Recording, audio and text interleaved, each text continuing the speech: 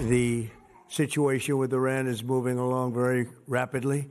It's doing very well. Our military is unsurpassed. There's never been anything like it. Nobody's ever seen anything like it. And we're doing what has to be done. Should have been done during a 47-year period. Could have been done by a lot of different people. They chose not to do it. But they really are a nation of terror and hate. And they're paying a big price right now. President Trump continuing to present this war with Iran as an overwhelming success, despite the Iranian regime showing no signs of giving up the fight. We'll bring you a live report from the region in just a moment. Meanwhile, the instability in the Middle East is sending the price of oil higher, driving up gas prices for Americans. Oil up at $100 a barrel yesterday. We'll show you how the president addressed those concerns yesterday. Good morning. Welcome to Morning Joe. It is Friday, March 13th. There is breaking news this morning. The United States military saying 4 service members were killed yesterday when a refueling aircraft went down in western Iraq. No word yet on the status of the 2 other crew members also on board. According to a statement from U.S. Central Command, quote, the circumstances of the incident are under investigation. However, the loss of the aircraft was not due to hostile fire or friendly fire. The Pentagon says 2 planes were involved in the incident and the second landed safely. The refueling tanker is the 4th publicly acknowledged aircraft to crash in the war with Iran. Last week, 3 fighter jets were mistakenly downed, you'll remember, by friendly fire in Kuwait.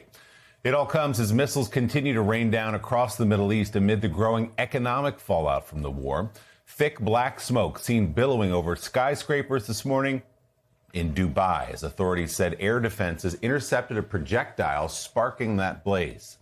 This just one of the many attacks Iran continues to launch across the region. Saudi Arabia says it downed dozens of drones in the early hours today, and damage could be seen in northern Israel as well, where officials say a missile strike caused extensive destruction.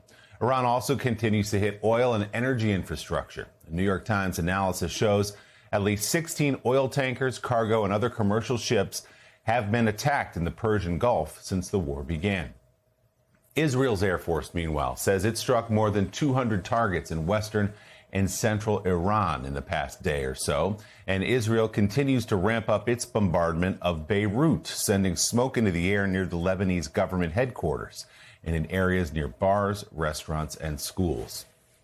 Israeli Prime Minister Benjamin Netanyahu said yesterday his country's attacks are creating the, quote, optimal conditions for the fall of the Iranian government, before adding, quote, a regime is toppled from within. President Trump issued a new threat to Iran's leaders overnight. He posted on social media just after 12:30 a.m. Eastern time, quote, watch what happens to these deranged scumbags today. That's the president of the United States talking about Iran, also calling it a great honor to kill the Iranian regime. In a post yesterday, the president was dismissive of rising oil prices, writing the United States is the largest producer in the world, so when oil prices go up, we, meaning the United States, make a lot of money. A lot to digest there. Let's bring in the co-host of our 9 a.m. hour, staff writer at The Atlantic, Jonathan Lemire, President Emeritus of the Council on Foreign Relations, Richard Haass, and former spokesperson for the U.S. mission to the United Nations, Hagar Shamali. She also worked at the National Security Council and at the Treasury Department. So, Jonathan Lemire, that was a mouthful there, all the latest news getting people caught up. But from the president's point of view, where you cover every day, he says the war is going exactly to plan. He says it's going well. He says don't worry about oil prices and therefore your gas prices going up. It's well worth the price of taking out the Iranian regime. And then the other interesting angle to all of this is the reports that we're getting again this morning, as we've been hearing for days, of a miscalculation by this administration about Iran's capability to strike back once the United States and Israel initiated the war. Yeah, Trump's rosy assessment of the conflict to this point seems in stark contrast with the reality we're seeing on the ground. No question, the U.S. military and the Israeli military has delivered an extraordinary amount of damage to Iran, its military infrastructure, and the like. But to your point, Willie, there's reporting yesterday that the U.S. officials did not anticipate that Iran would try to close the Strait of Hormuz as part of a counterattack, which seems sort of pretty baffling to many observers of the region. Of course, we know that 20% of the world's oil goes through that very narrow and crucial waterway. Iran has mined it. There are, at least to a degree, with small boats putting mines in those waters. The U.S. has started targeting some of those mine layers, but we believe the count is now 16 or so of these ships have been damaged, and with very little oil going through, although we should note some Iran's still sending to China, that prices are rising. The pain is at the pump here at the United States, and we're seeing it around the world. President Trump says that cost is worth it. We will see, though. The markets have been his one guardrail to this point. If there starts to be a real toll, that could change. But Richard Haass, and we'll get into later in the show some of the incidents of violence that have been brought to our, here in the United States, which may or may not be linked to this, but it comes in certainly during this conflict. And now reports again, more American lives lost. Of course, a tragedy, and we're thinking of their families. Give us your take. We hear the president say it's worth it. We hear the president say there's a plan.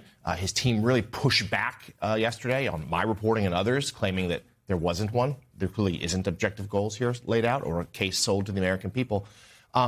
This war is harder, not going as well, perhaps, as Trump thought it might. No, after 2 weeks, you can't avoid that bottom line. Yes, we've diminished, destroyed a large part of Iran's conventional military forces, their ballistic missiles, their Navy, what have you. They can still shoot off drones. They can still put mines out there. They can continue to fight this war. What you're really getting from the administration and from Israel, by the way, is happy talk. We're getting happy talk about how well it's going. And from the Israelis, that regime change is at hand. We can't count on that. And basically, we've got a real problem here. Continued military operations will not get us what we want. We can't open up the straits. We can't, through continued military operations, protect our partners in this part of the world and all their oil refineries and water desalination plants and the rest. We've got a real problem there. Regime change is not at hand. It's bad for the Iranian people. We're not going to get a government that's suddenly going to want to work with us. To the contrary, what we're seeing is the resilience, not just of the clerics, but more important, the guys with guns, the Revolutionary Guards. To me, the most interesting thing of the last 24 hours, Jonathan, is the Iranians are beginning to put out their demands for a ceasefire. And I think that's where this is going to talk, that while the war continues, essentially the diplomatic dimension is reopening. And the Iranians are saying things like, everyone has to, you have to stop your attacks on us, disengage from the region, give us reparations. Well, we're not going to do all that, but we could potentially ease sanctions. We're going to have to think about how to deal with Iran's nuclear capabilities. Essentially, 2 weeks ago, if you remember, the talks between the United States and Iran were taking place with Oman playing babysitter. They broke down. We got impatient. We said they weren't serious. We've now had 2 weeks of war. My guess is sometime over the next week or two, formally or informally, we're going to be back to some of those same issues, plus some new issues because of what the war has done. Military force and regime change are not going to solve this for us. Happy talk is not real. We are going to have to get serious about negotiations and think what we're going to put forward and what we're going to require. And we have not seen the protests, mass protests in the streets that we had earlier this year in Iran because they've been put down by the regime. And I think there's been some hope from the United States that might happen again. It hasn't, at least to this point. So, Hagar, we also heard from the new supreme leader of Iran yesterday, off camera, amid reports that he might be injured, maybe seriously. But whether it was him or being propped up by these hardline forces there in Tehran, no message of compromise, saying that we're going to avenge the deaths of these young girls at the school that the United States mistakenly hit in Tehran in the first hours of the war, talking about using the Strait of Hormuz as real leverage. And I think, to Richard's point as well, Iran has been surprisingly resilient in its ability to hit back. Yeah, but we're also only 2 weeks into this, so I'd be careful to come to a conclusion on that just yet. Mojtaba Khamenei, the son of Ali Khamenei, who's been appointed as supreme leader, is even more hardline than his father, if you can imagine, and more repressive. And he's tied to the IRGC, which you had implied here is. It says something about doubling down. It says two things in particular. One, that the Iranian regime is not ready to negotiate, doesn't want change, certainly doesn't want to surrender. especially to put such a hardliner in. It's also, by the way, very antithetical to how this regime even came into place, arguing that they didn't want a monarchy with a hereditary line, and here they have replaced it with a theocracy with a hereditary line. So that's not going to go well with many Iranian people. But it also says, it says something else too, which is that you see the way the Iranian regime is responding, where they don't want to take on the U.S. and Israeli military directly. They can't. So they're pulling out the tactics they can, which is to bomb Gulf countries, many countries actually, including Turkey and Cyprus, or to attempt to at least. And including their friends, bombing the Qataris, bombing the Omanis who mediated, as you noted. Certainly not a smart tactic. I would imagine that even after this, if the regime is still standing, which I think there's a chance that it will, that those Gulf countries it's only going to solidify their ties to the United States. So even if they're not happy, and they're not that happy at all with the U.S. and Israel, they implored us not to start this war. But after something like this, you're only going to see requests for security arrangements or some kind of defense pact of some kind, which in the long run could actually be great.